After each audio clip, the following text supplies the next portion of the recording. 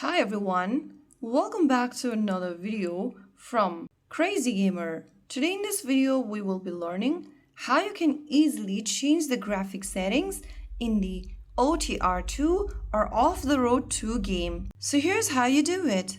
First of all, launch open the OTR 2 game on your device, and once you're inside the game, go ahead and tap on the menu icon at the top left corner.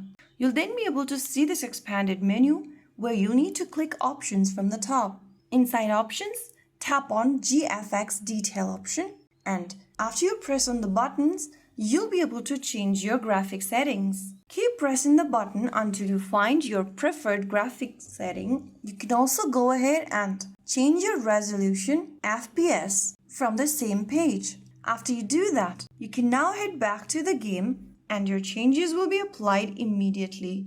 So that is how you can easily change your graphic settings in OTR 2. If you found the video helpful, don't forget to like, share and subscribe to our channel.